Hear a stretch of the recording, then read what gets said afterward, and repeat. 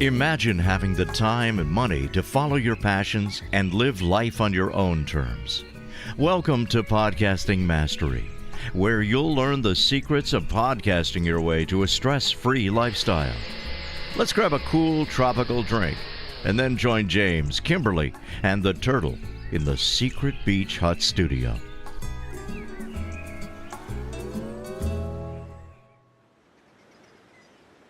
Yes, this is James Martell here, again along with Kimberly Juchnowski. Hello, everyone. And we are tucked snugly into the Secret Beach Hut studio. And today, as usual, we are talking about developing a lifestyle built around freedom, travel, of course, being your own boss, all by developing a passive income stream around your own podcast. Now, Kimberly, in the last episode, we talked about earning income. We actually set a goal for new podcasters, which is to earn $100 a day or $3,000 a month, and how that was equivalent to having $1 million retirement program yielding 3.7%. That's quite something, isn't it? Yes, it definitely is, but it's a really good goal to start with, for sure.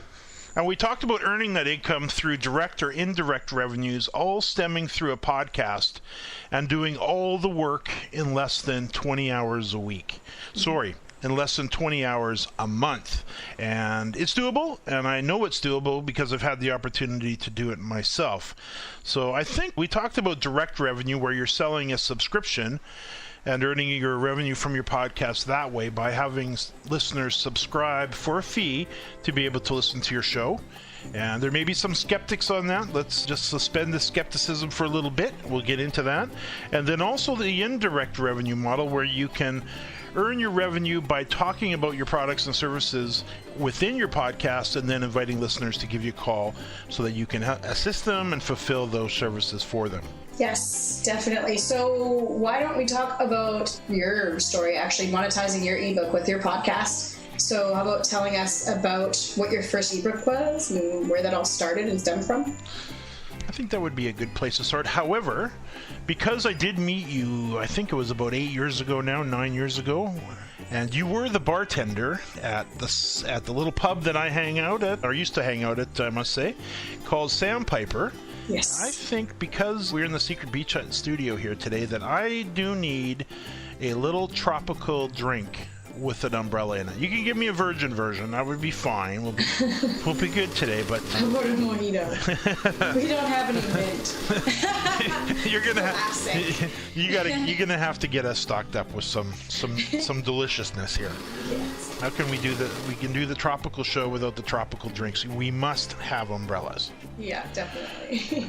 No, but seriously now, it's a good question, and a good place to start, I think, is talking about my original ebook, the Affiliate Marketer's Handbook, which I launched it back in 2002.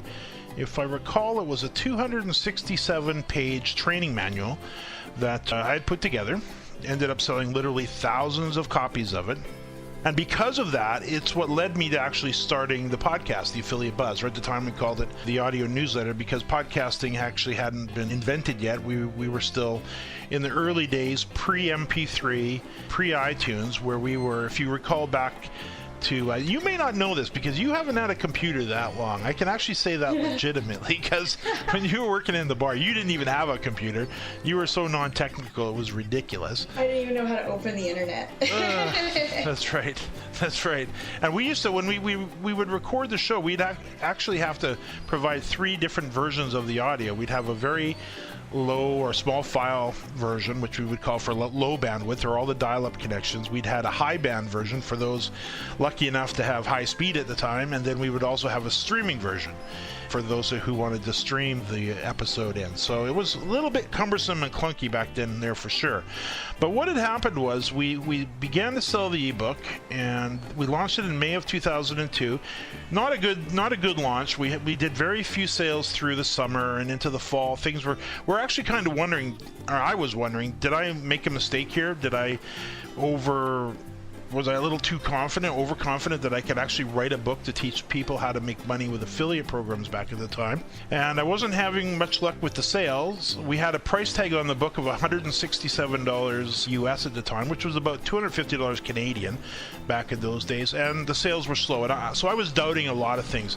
Is the book priced too high? Is the information not clear enough? What's going on here? Meanwhile, I was in the middle of my affiliate marketing business, just really working hard on that end of the business. And also, I happened to be on a trip at the time down in California with the kids and Arlene, and then we're just coming back across the border, and I get a phone call from the marketing consultant. He says, the phone's ringing off the hook. We've got sales coming through the door to the tune of about 60 plus per day. So the book really did take off. And then, we just let the sales go, and away it was going. I'm back on working on my affiliate business, and Charles Johnson was working on the book side of the business. And about the end of 2003, Charles and I were on the phone, we were chatting, and he goes to me, you know what, James, I really wish we would have recorded that call, because your students would have got a lot out of that. They would have loved that call. And he said to me, and I probably told this story 100 times, but I think it's a good one. He said to leave that with me for a week. I want to think about this. I want to see what I can come up with. And a week later, he came back to me and says, you know what, I got an idea. Why don't we do a twice a month audio newsletter? I've come up with the name, The Affiliate Buzz. We'll put it out on the 1st and the 15th of each month, and we will charge $10 per month to subscribe to the show. So that'll give them 2 shows per month, so it's roughly exactly $5 per episode. And then this will give you the ability to actually communicate with your students from you to many, so you're not dealing with all of these emails coming into the support desk. I think they will feel very served by it, and I think they'll get a lot out of it. What do you think? And I said, absolutely, what a great way to go. So that's basically where the idea came from. And then what we did is we just basically put it into practice. He developed a little area on the sales letter where we sold the handbook, and he basically said, if you purchase the Affiliate Marketer's Handbook today for $167, and this is where I do believe authors who have their own ebook could very easily monetize their ebook, and I'd like to talk a little bit about that in a minute. But the basic language was, you purchase the Affiliate Marketer's Handbook today for $167, and we'll throw in the Google Mastery report. It was just a nice little free, valuable report that they could get if they bought today. And in addition, if you subscribe to the Affiliate Buzz podcast, where we'll keep you up to date on industry events, on late-breaking news, on search engine optimization, all the stuff that was going on, for $10 a month for our twice-monthly audio newsletter, I'll also throw in our audio report number 2, the Hiring Authors Report. And then we just let it run. And that's essentially how we monetized the handbook, the ebook at the time, with a $10 monthly subscription. And the revenue that came out of that was very nice revenue. We never made a fortune off it, but it was a consistent 500 to 600 subscribers per month at $10 a month. So you do the math on that, it was $5 to $6 grand a month. I had a deal with Charles where he earned his portion of that, so I didn't earn it all. But total revenue that came out of the Buzz from that little $10 a month subscription was over $300,000 in revenue. So very successful way to launch my podcasting career.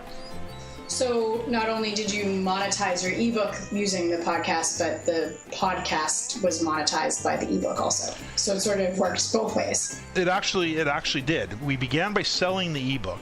We didn't have a podcast. The ebook led to the need for a method to communicate en masse to the students, and which led to the audio newsletter, which in turn ended up selling more selling more handbooks, and handbooks ended up selling more subscriptions to the podcast. So it was basically tit for tat. Yeah, so you're cross-promoting your own products, which is amazing. It helps you out a lot, actually. That's a good method that a lot of people could use. I like that we're talking about the ebooks and how you touched on this is good for writers actually to promote their ebooks, because recently I've actually had an opportunity to connect with a few writers online who are having a lot of trouble getting their books out on Amazon and promoting it properly, and they want to promote it through a website, but they don't have the budget to put a website together because they're just starting out, and they seem to be really lost about how to promote it. And I think that podcasting is a really good solution to that, because you don't need a website to podcast, right? you can still use it to promote your book, and what better way to promote your book than speaking to your audience. So I think that's really great. I know we're coming up to a break, so why don't we continue this in a couple minutes here. More Podcasting Mastery with James and Kimberly from the Secret Beach Hut Studio after this. Would you love to spend less time doing business and more time enjoying your family, more time traveling, and more time doing all of the things that matter to you most? Whether you're looking to develop a passive monthly income stream, or you're looking for passive ways of generating new clients and customers for your business, James Martell's free podcasting webinar is the place to start. James Martell, an 11-year podcasting veteran, will show you how to quickly and easily launch a podcast that will impress all who hear it to attract all of the clients and customers you need, and how to do it all in less than 1 hour a week using equipment you already own. Register now for this lifestyle and business-changing webinar at podcastingmastery.com/webinar. We'll see you there. Once again, that's www.podcastingmastery.com/webinar. Now back to Podcasting Mastery from the Secret Beach Hut Studio.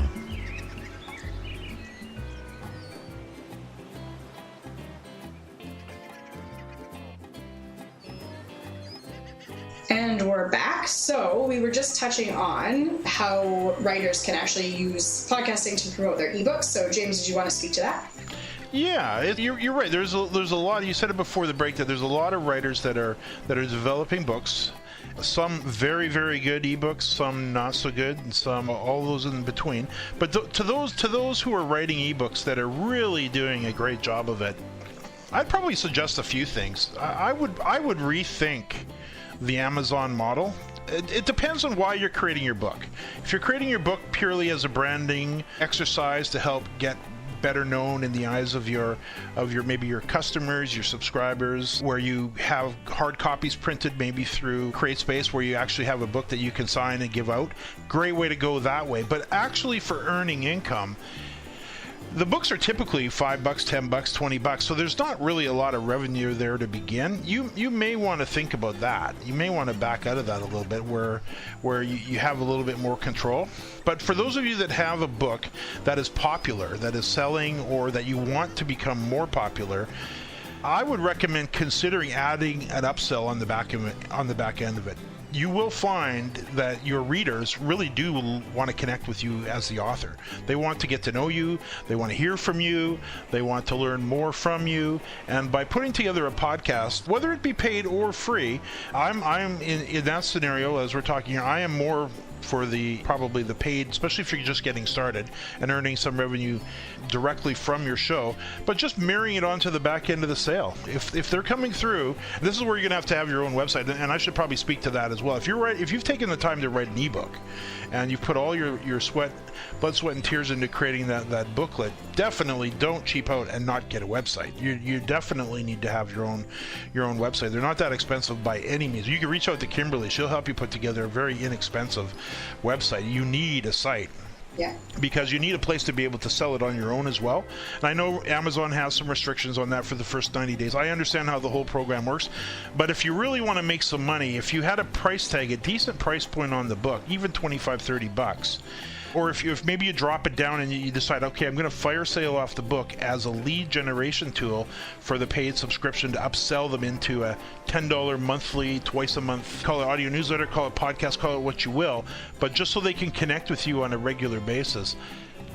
Definitely go that way, because $10 a month doesn't sound like a lot, but if you have 10 subscribers, that's $100 a month. If you have 100 subscribers, that's $1,000 a month. If you get up to even marginally where I was, $500 to $600 or 500 to 600 subscribers per month, you're looking at $5,000 to $6,000 in passive income per month. And if we're talking about as a goal for new podcasters to earn $100 a day or $3,000 a month, you would only need 300 subscribers at $10 a month, and you would hit your goal.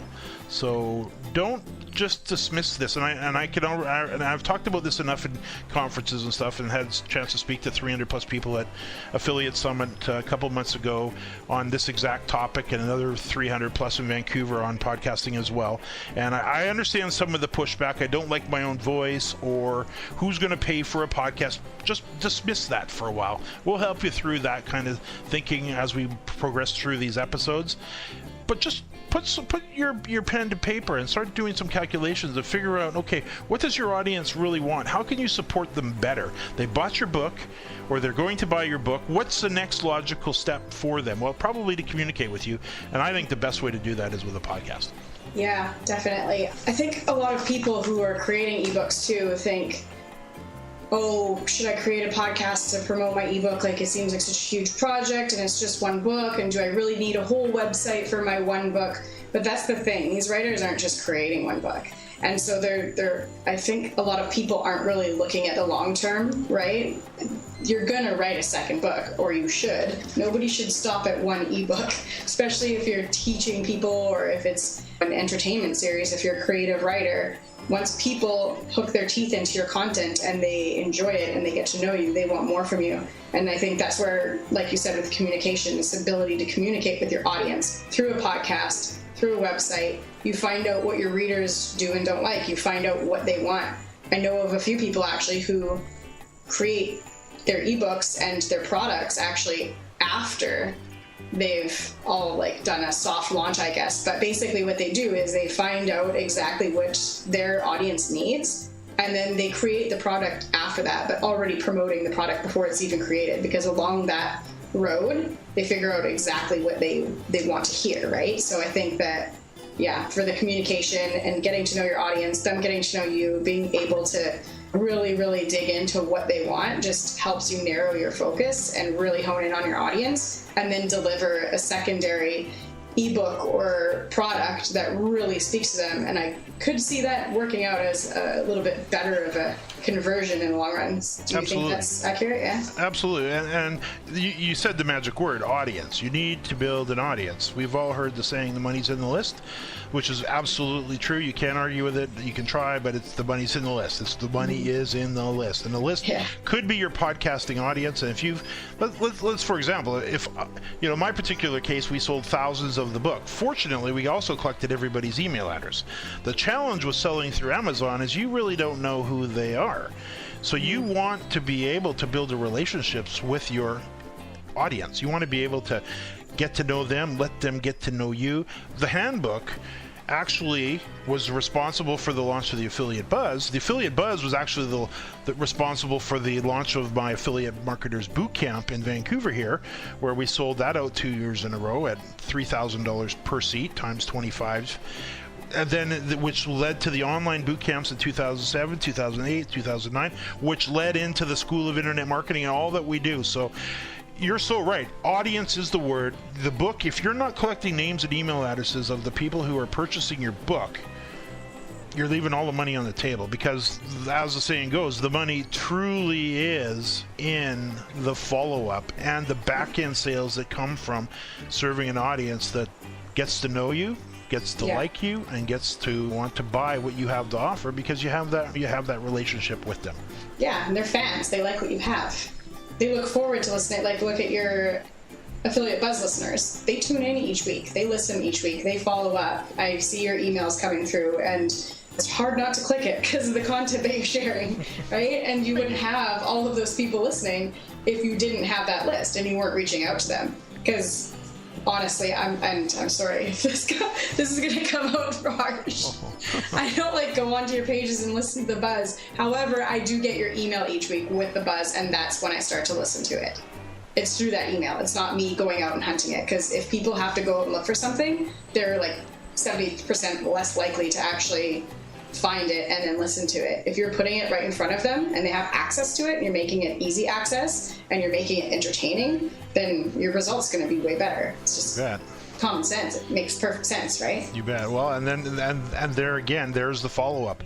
If you have a subscriber every time you put a new episode out, they will get an email. Podcasting really does work hand in hand with email. Podcasting, in my mind, is the way to get them onto the list, and a way to communicate and build relationships.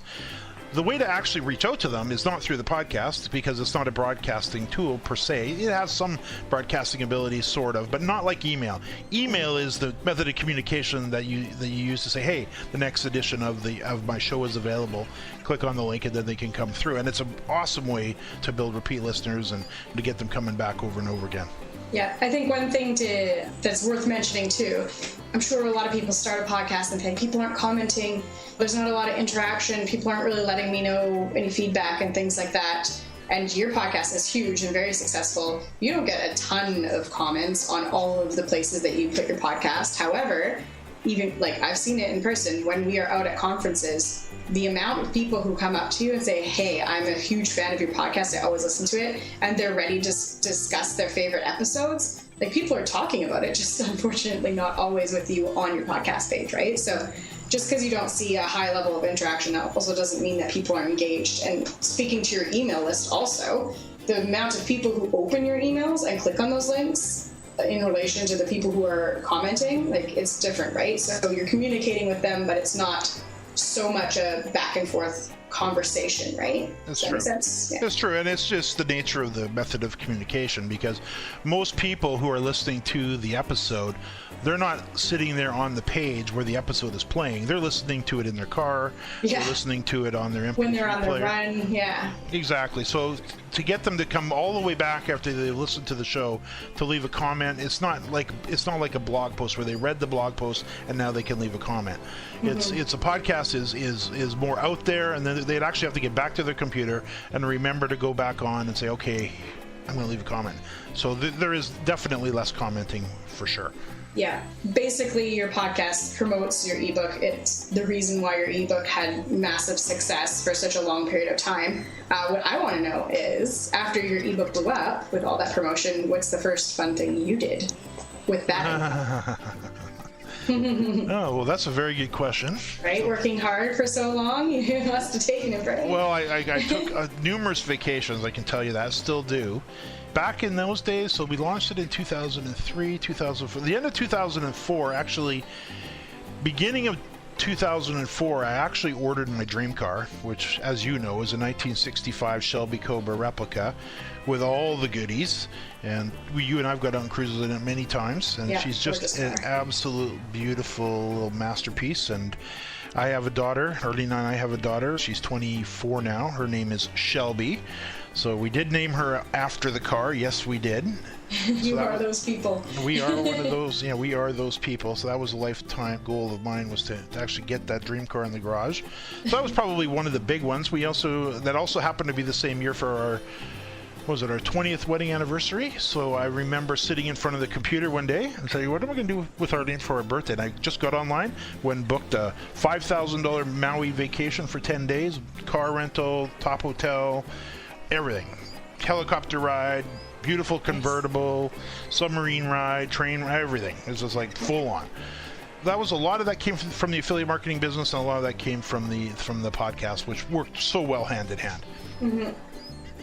So one other thing that I wanted to ask is, I'm drawing a blank now that I'm asking you it.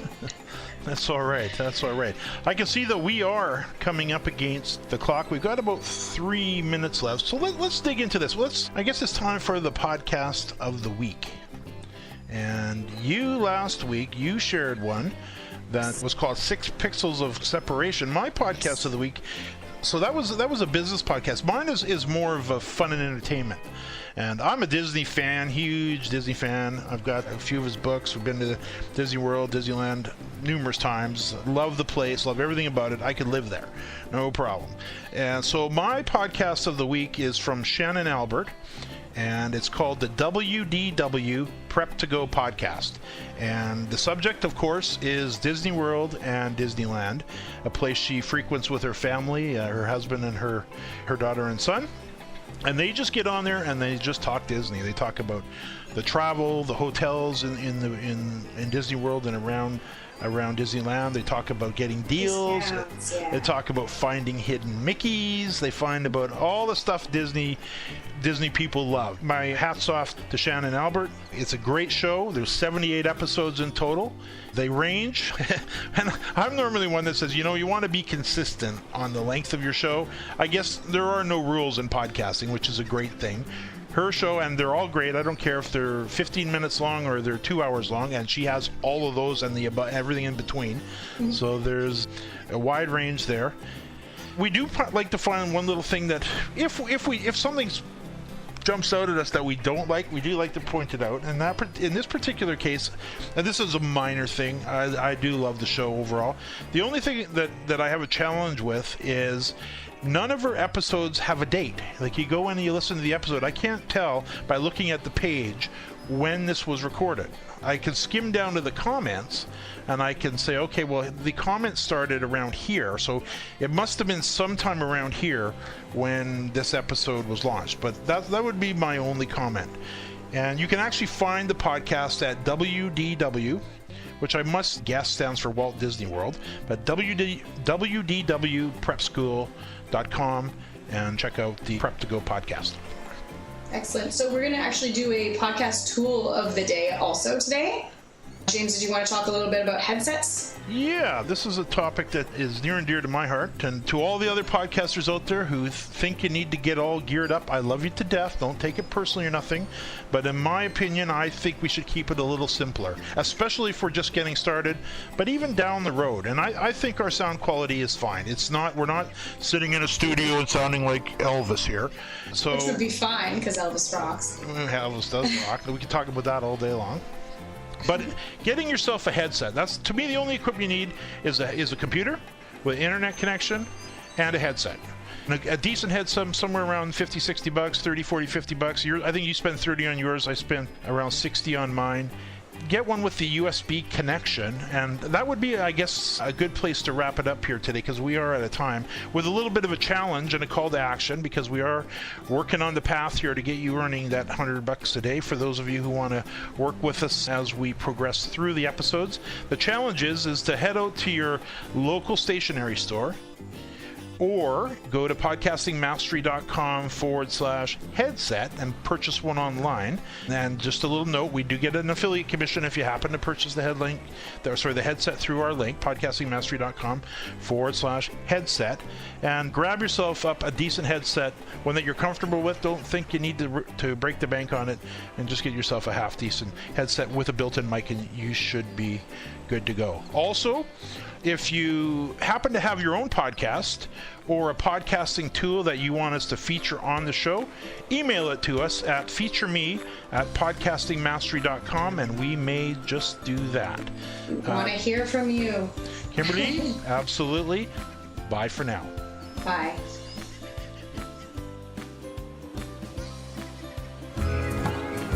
Thanks for joining us on the Secret Beach Hut Studio.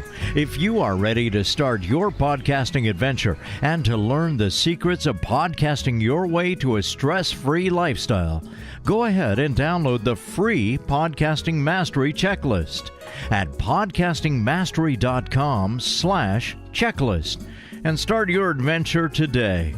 But don't wait, the checklist won't be free for long. So be sure to grab your free copy today at podcastingmastery.com/checklist.